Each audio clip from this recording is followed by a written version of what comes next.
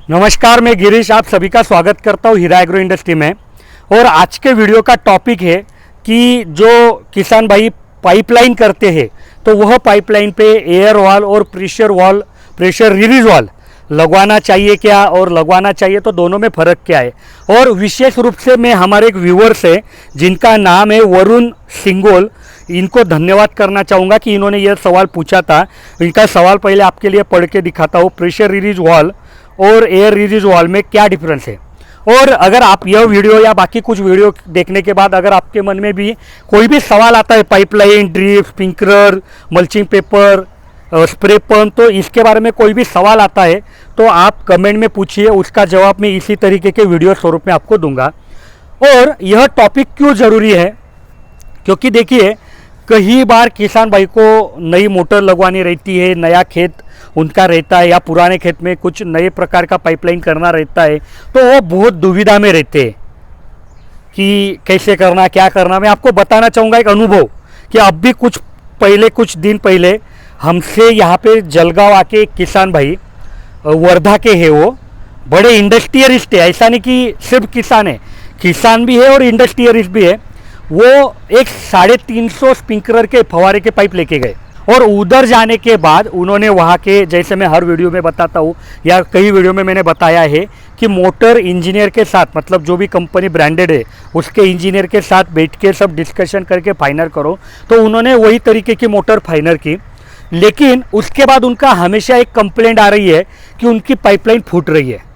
तो जब मैंने एक बार हो गया, 2 बार हो गया, तीसरी बार उनसे कुछ बात की तो मुझे पता चला कि वो किसान भाई 350 पाइप, मतलब 20 फुट का एक पाइप, और ऐसे 350 पाइप मतलब लगभग 7,500 फुट लंबी पाइप एक साथ जोड़ रहे। बीच में कोई एयर वॉल नहीं है, कोई प्रेशर रिलीज वॉल नहीं है।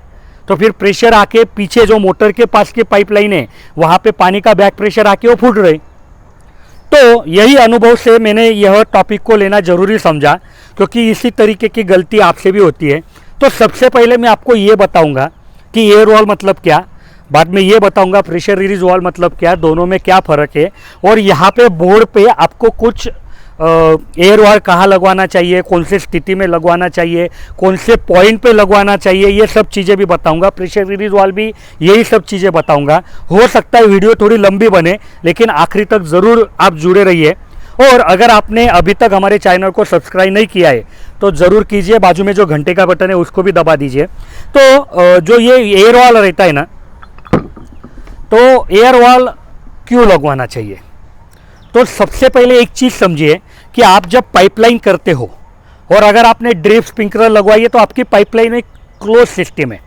लेकिन अगर आपने ड्रिप या स्प्रिंकलर नहीं लगवाया है तो भी लंबी पाइपलाइन में क्या हो जाता है कि जो बहती हवा रहती है, बराबर पाइपलाइन में तो हवा है ही, तो इसकी ऐसी टेंडेंसी रहती है कि इसको बहने में अच्छा नहीं लगता है या बहने में ये रेजिस्टेंस देती है। तो जब आपका पानी आता है और पानी आपके आगे आगे जा रहा है पाइपलाइन में से, तो हवा को भी उसको आगे धकेलना है। जितना लंबा पाइपलाइन उतना वो प्रेशर बढ़ता रहेगा। अगर आपको यह चीज़ और अच्छे से समझनी है तो आप एक सिंपल उदाहरण से समझ सकते हो कि एक पावड़ा लीजिए जो खेती के काम में रहता है, उसको ज़मीन में मारिए और खींचते चलिए, तो जितनी मिट्टी उसमें जमा होती रहेगी ना उतनी आपको ज़्यादा ताकत लगेगी। तो वैसे इधर भी होता है। मैं आपको यहाँ पे दिखाता हूँ कि मान लीजिए ये आपकी पाइपलाइन है, ठीक है, ये 5,000 फीट है और यहाँ पे आपने मोटर लगवाई है। तो जैसे भी आपका पानी आना शुरू हो जाएगा ना, तो ये जो हवा है यहाँ पे जो पहले से थी, इसको धकेलने के लिए इसको ताकत लगेगी और यह दोनों का परिणाम स्वरूप क्या होगा कि पीछे बैक प्रेशर बढ़ता रहेगा। यहाँ पे जो भी प्रेशर है ये बढ़ता रहेगा और फिर आपका पाइपलाइन का जो भी कैपेसिटी है उससे ऊपर अगर प्रेशर चला गया तो आपकी पाइपलाइन फूट जाएगी। बहुत ज़रूरी चीज़ है। तो इसको बीच बीच में हवा निकालना पड़ता है। मतलब जैसे पावड़े में कई बार क्या होता है कि आप काम करते समय ज़्यादा मिट्टी आ जाती है तो आप उसको फिर थोड़ा सा अलग करते हैं, या हमारा जो सॉइल प्रिपरेशन मशीन है उसका जो वीडर है उसको भी हमने वहाँ पे गैप दिए है। क्यों गैप दिए? क्योंकि अगर ज़्यादा उसमें मिट्टी फंस जाएगी तो खींचने को ताकत लगती है। तो यहाँ पे बीच बीच में अगर आपने इस तरीके से एयर वॉल लगवाए, ये एयर वॉल ऐसा लगवाना रहता है इधर, तो क्या होता है कि ये हवा निकलती रहती है और आपका बैक प्रेशर बढ़ता नहीं है। और यह जो एयर वॉल है यह डबल एक्टिंग यूज करना चाहिए। डबल एक्टिंग मतलब क्या, एक हो गई ये सिचुएशन जब पानी आएगा तो यह हवा निकालेगी, ओके। और दूसरी सिचुएशन क्या है कि जिसमें किसान भाइयों को ज़्यादा दिक्कत आती है कि जब आपका पानी जाएगा, आपका पानी जाएगा मतलब क्या कि आप देखिए आपका सबका जो पानी का सोर्स है वो जमीन के नीचे है। सबने कम ज़्यादा पैमाने पे जमीन के नीचे से या गड्ढे से पानी ऊपर उठाया है। तो क्या होता है जब आप मोटर बंद करते हो तो आपका जो भी पाइपलाइन है उसमें इतने अच्छे नॉन रिटर्न वॉल नहीं रहते हैं, तो वो पीछे चले जाते हैं। अगर आपको नॉन रिटर्न वॉल के बारे में भी जानकारी चाहिए तो कमेंट में रिक्वेस्ट करिए, मैं उसके ऊपर भी वीडियो बनाऊंगा। तो यहाँ पे जो पानी है वो निकल जाएगा। फिर यहाँ पे क्या हो जाएगी कि अभी हवा अंदर आ नहीं सकती कहीं से। तो यहाँ पे भी यह एयर वॉल ने क्या करना चाहिए कि उस समय में जब पानी पीछे जाएगा तो बाहर की हवा अंदर लेनी चाहिए। इसको बोलते हैं डबल एक्टिंग। एक मतलब क्या, जब पानी आएगा तो हवा निकालेगी, दूसरा मतलब क्या, जब पानी जाएगा तो हवा अंदर लाएगी। तो इस तरीके से अगर आपने एयर वॉल लगवाए होंगे तो आपकी पाइपलाइन में काफ़ी ज़्यादा आपको फ़ायदा मिलता है। अभी एयर वॉल का मैंने महत्व आपको बता दिया। और यह जो प्रेशर रिलीज वॉल है यह क्या है कि आपके पाइपलाइन में मानिए कि यह एयर वॉल आपने लगवाया है तो भी पानी आ रहा है और यहाँ पे प्रेशर बढ़ रहा है। तो एक बार अगर आपके पाइपलाइन के प्रेशर के ऊपर प्रेशर चला गया तो आपकी पाइपलाइन फट जाएगी। और इसको बचाने के लिए यहाँ पे प्रेशर रिलीज वॉल आपने लगवाना चाहिए। प्रेशर रिलीज वॉल क्या है, बहुत साधारण से उदाहरण से आपको बताता हूँ कि आपके घर में जो रसोई में प्रेशर कुकर है तो वो प्रेशर कुकर को ऊपर सीटी रहती है। वो क्या करती है, आपके प्रेशर कुकर में जैसे भी एक बड़े पैमाने पे भाप बनती है तो वो ऊपर आती है और उसको निकाल देती है। तो इसमें भी वैसा ही है कि इसमें एक स्प्रिंग लगाया है अंदर, मैं दिखाता हूँ आपको, ये कवर है उसका। और जैसे भी प्रेशर बढ़ेगा तो ये स्प्रिंग ऊपर आएगा, पानी बाईपास करेगा। बहुत साधारण सी टेक्निक है, कोई इसका रख रखाव नहीं, कोई मेंटेनेंस नहीं, कुछ नहीं। एक बार लगवा दिया तो 10-15 साल आपको साथ देगी। यह अगर इधर लगवाया है और आपका प्रेशर पाइपलाइन का बढ़ रहा है तो ये पानी बाईपास करेगा, तो आपको चांस मिलेगा यह दुरुस्त, मतलब जो भी दिक्कत हो रही है उसको सुधारने का। आपकी पाइपलाइन फूटेगी नहीं। तो प्रेशर रिलीज वॉल ऐसा काम करता है, एयर वॉल ऐसा काम करता है। अभी लगवाने कहाँ चाहिए, मान लीजिए ऐसी पाइपलाइन है किसान भाई की। अभी एयर वॉल कहाँ लगवाना चाहिए, मोटर के पास एक जरूर लगवाना चाहिए। उसके बाद हर 1000 फीट पे, अगर प्लेन जगह है तो 1000 फीट पे एक एयर वॉल लगवाना चाहिए।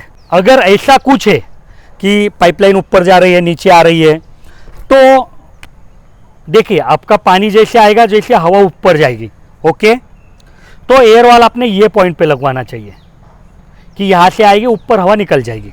उसके बाद अगर मानिए कि ये स्लोप भी ज़्यादा है, अभी हर किसान भाई के पास ऐसी सिचुएशन आएगी ही नहीं, उनके पास प्लेन सिचुएशन रहेगी। लेकिन आपको मैं उदाहरण ज़्यादा से ज़्यादा दिक्कत वाला दे रहा हूँ कि आपको ज़्यादा समझ में आए। तो मान लीजिए यहाँ पे एक एयर वॉल लगवाया और ये अंतर भी आपका 300, 400, 500, 700 फुट है। अगर ये कम है तो फिर अलग किस्सा है, लेकिन ये अंतर भी ज़्यादा है। तो जब आपका पानी नीचे आएगा ना तो हवा की टेंडेंसी ऐसी रहती है कि उसको नीचे के दिशा में बहना अच्छा नहीं लगता है। उसकी एक नेचुरल टेंडेंसी है, नैसर्गिक प्रवृत्ति है कि उसको ऊपर के दिशा में बहना है। तो उस केस में आपको यह नीचे के पॉइंट पे भी एक एयर वॉल लगवाना पड़ेगा। और मतलब यही अभी रिपीट होता रहेगा। और अगर ये अंतर कम है तो फिर नीचे नहीं लगवाया तो भी चलेगा, फिर वापस इधर ही लगाओ। और अगर प्रेशर रिलीज वॉल कहाँ पे लगवाना, तो देखिए आपका पानी आ रहा है। अभी प्रेशर रिलीज वॉल भी वही है, मोटर के पास एक लगवाना है। अगर सीधा पाइपलाइन है, कोई ऊंच नीच नहीं है, तो 2-2.5 हज़ार फीट पे एक लगवाया तो भी चलेगा, नहीं लगवाया तो भी चलेगा। लेकिन अगर मान लीजिए यही सिचुएशन है तो यहाँ पे क्या होगा, आपके पाइपलाइन में जैसे पानी आ रहा है और यहाँ पे ऊपर चढ़ने की कोशिश करेगा तो आपका बैक प्रेशर ये पॉइंट पे बढ़ेगा, क्योंकि उसको ऊपर चढ़ने के लिए ताकत लग रही है। तो आपको प्रेशर रिलीज वॉल यहाँ पे लगवाना पड़ेगा। तो इस तरीके से उसको लगवाना है। अभी इसको पाइपलाइन में कैसे लगवाना और कौन से साइज में लगवाना, इसके ऊपर मैं अगले कुछ वीडियो में आपको बताने की कोशिश करूंगा, क्योंकि ये वीडियो बड़ी हो जाएगी। और यहाँ पे मैं वीडियो ख़त्म करता हूँ। मुझे अपेक्षा है कि मैंने आपको जो नॉलेज देना चाहा वो आपको पसंद आया होगा। आप वीडियो को लाइक करेंगे। अगर आपके मन में कोई सवाल है तो आप कमेंट में पूछिए। अगर आपको यह प्रोडक्ट खरीदना है तो पूरे इंडिया में हम डिलीवरी दे पाते हैं। आपको सुबह 8 और शाम 6 के बीच में जो नंबर मैंने दिए हैं वहाँ पे कॉल करना है। धन्यवाद।